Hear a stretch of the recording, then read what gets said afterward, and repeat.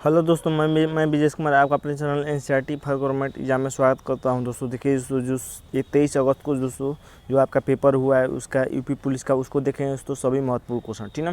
सभी क्वेश्चन पूछे गए हैं दोस्तों, जो उसको मैंने मेहनत से लिख कर लाया हूँ, ठीक ना। तो एक वीडियो को लाइक ज़रूर कर दीजिएगा। सभी एकदम पेपर के ही क्वेश्चन है, पेपर नहीं मिला है तो मैं लिख कर लाया हूँ आपके लिए, ठीक ना। तो चलिए दोस्तों देखते हैं कि कौन कौन क्वेश्चन पूछे गए थे। कि भारत का पहला अंतर्राष्ट्रीय हवाई अड्डा पूछा था कि कहाँ पर स्थित है, तो कहाँ पर स्थित है दोस्तों, तो ये बम्बई में स्थित है, ठीक है। दूसरा क्वेश्चन पूछा दोस्तों कि भारत में व्यवसायों के लिए जीएसटी पंजीकरण के लिए थ्रेशोल्ड लिमिट सीमा क्या है। तो लिमिट सीमा कितने रुपए है ये पूछा था दोस्तों व्यवसायों के लिए। व्यवसायों के लिए लिमिट सीमा कितना है ये पूछा था।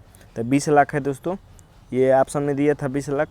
गृह मंत्रालय के प्रमुख कौन है, तो गृह मंत्रालय का प्रमुख कौन होता है दोस्तों, तो ये तो गृह मंत्री होते हैं, ठीक ना, गृह मंत्री।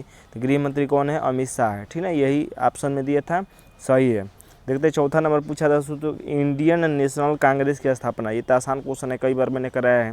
तो 1885 में हुआ था दोस्तों इंडियन नेशनल कांग्रेस की स्थापना।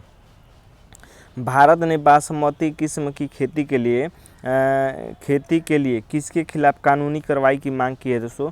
तो भारत ने दोस्तों बासमती जो किस्म की चावल होती है दोस्तों, चावल की खेती के लिए किसके ऊपर कार्रवाई की है भारत ने, तो पाकिस्तान के ऊपर दोस्तों, पाकिस्तान के ऊपर, ठीक ना। देखिए दोस्तों ये पूछा था दोस्तों कि वारली चित्रकला कहाँ पर है, कहाँ मनाया जाता है दोस्तों, वारली चित्रकला कहाँ का प्रसिद्ध है, तो ये महाराष्ट्र का प्रसिद्ध है, ठीक है। और अगला पूछा था दोस्तों कि चिकनकारी कहाँ का कढ़ाई शैली है दोस्तों। तो ये देखिए दोस्तों साड़ियों पर या सूटों पर कढ़ाई किया जाता है चिकनकारी, ये कहाँ का प्रसिद्ध है दोस्तों, तो ये लखनऊ का प्रसिद्ध है, ठीक ना। अगला पूछा था दोस्तों कि महासागरीय अम्लीकरण का प्राथमिक कारण क्या है।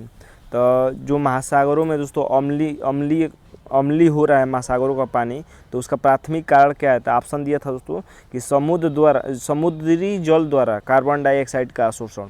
समुद्र जल दोस्तों कार्बन डाइऑक्साइड को सोख ले रहे हैं, इसीलिए अम्ल हो जा रहा है पानी, ठीक ना। अगला 9 नंबर दोस्तों, सभी क्वेश्चन मैं लाया हूँ जो आपके एग्जाम में पूछा था, जीके जीएस करंट अफेयर्स और हिस्ट्री, ठीक ना।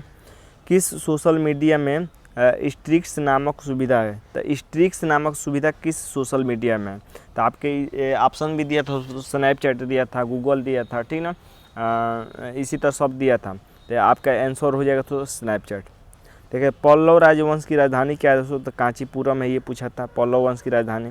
वित्तीय स्थिरता बोर्ड यानी एफएसडी क्या करता है दोस्तों, तो एफएसडी क्या करता है, वित्तीय स्थिरता बोर्ड। तो ऑप्शन में दिया था दोस्तों कि यह वित्तीय स्थिरता सुनिश्चित करता है, ये वित्तीय स्थिरता सुनिश्चित करता है, ठीक ना। अगला पूछा था दोस्तों कि जीएसटी के ब्रांड एम्बेसडर, तो ये मैंने कई बार कराया है दोस्तों, तो ये है हो जाएंगे अमिताभ बच्चन, ठीक ना। देखिए दोस्तों ये फ्रांस और जर्मनी के बीच कौन सी सीमा होती है दोस्तों, तो देखिए ऑप्शन के हिसाब से नहीं मिला रहता है, तो इसका कमेंट बॉक्स में आप आंसर बता सकते हैं। 14 नंबर देखिए दोस्तों, 14 नंबर पूछा था कि डीजीएफटी किस मंत्रालय के अंतर्गत आता है दोस्तों, तो वाणिज्यिक मंत्रालय अंतर्गत आता है, ठीक ना। डीजीएफटी वाणिज्य मंत्रालय के अंतर्गत आता है। 15 नंबर देख लेते हैं दोस्तों। देखिए 15 नंबर पूछा था कि परमाणु ऊर्जा के उत्पादन के लिए कौन सा तत्व आवश्यक है। तो कौन सा तत्व आवश्यक होता है दोस्तों परमाणु ऊर्जा के उत्पादन के लिए, तो यूरेनियम ऑप्शन में दिया था दोस्तों, तो यूरेनियम हो जाएगा, ठीक ना। ये पूछा था दोस्तों कि द स्क्रोलेट लॉ है, यहाँ पर जो यहाँ पर नहीं लिखा पाया है सही से, लॉ है। तो द स्क्रोलेट लेटर किसने लिखी है दोस्तों, ये पुस्तक किसने लिखी है, तो ये लिखी है दोस्तों नथानियल हाथोर्नी ने, ठीक ना, नथानियल हाथोर्न ने ये पुस्तक लिखी है। अगला क्वेश्चन पूछा दोस्तों कि अफ्रीका के आर पार दौड़ लगाने वाले पहले व्यक्ति कौन है। तो अफ्रीका के आर पार दौड़ लगाने वाले पहले व्यक्ति, तो रॉस कुक ऑप्शन में दिया था दोस्तों, यही हो जाएगा, ठीक ना।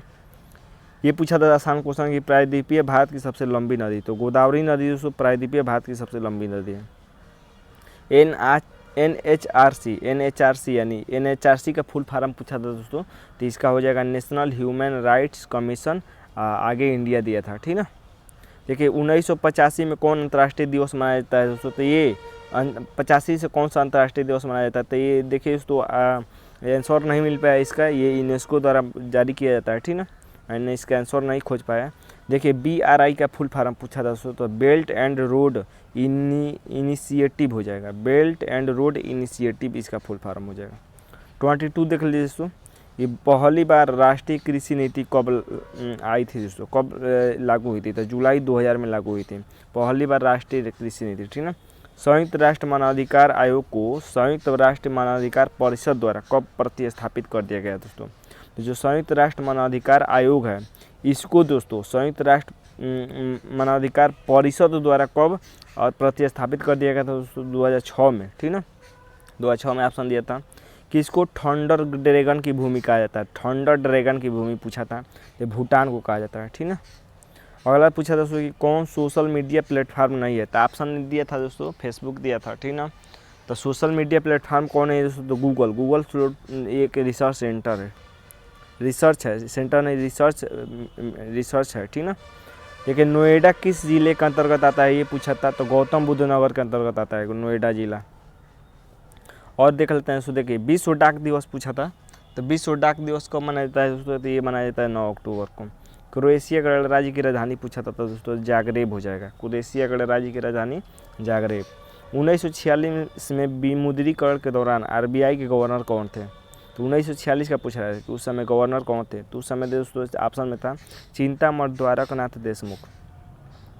30 नंबर दोस्तों कि ए लाइफ मिस स्पेंट किसकी पुस्तक है दोस्तों? ए लाइफ मिस स्पेंट, ये सूर्यकांत त्रिपाठी निराला की पुस्तक है, ठीक ना। ये साइंस का क्वेश्चन पूछा दोस्तों कि आसमान के नीले का मुख्य कारण क्या है? तो ऑप्शन में दिया था दोस्तों कि वायु के अणुओं द्वारा सूर्य के प्रकाश का प्रकीर्णन, यही दोस्तों मुख्य कारण होता है आसमान के नीले होने का। अगला पूछा दोस्तों कि रमन सुब्बाराव किस खेल से संबंधित है दोस्तों? क्रिकेट से संबंधित है। किस प्रकार का प्रदूषण संवर्धन त्वरित यूट्रोफिकेशन है? जल प्रदूषण दोस्तों, जल प्रदूषण। तो ये देखिए दोस्तों 33 मैंने क्वेश्चन कराया दोस्तों सभी, जो एक क्वेश्चन बचे हैं दोस्तों जो बड़े बड़े थे क्वेश्चन उसको मैंने नहीं लिखा, ठीक ना। तो उम्मीद करते हैं दोस्तों कि क्वेश्चन अच्छे लगे होंगे, आपका अच्छा स्कोर भी आया होगा। आने वाले शिफ्ट के लिए दोस्तों जरूर मदद करेगा ये वीडियो, तो इसको शेयर जरूर करिएगा और मेरी मेहनत को दोस्तों लाइक जरूर करिएगा, ठीक ना। तो आज के लिए बस इतना है दोस्तों, धन्यवाद दोस्तों।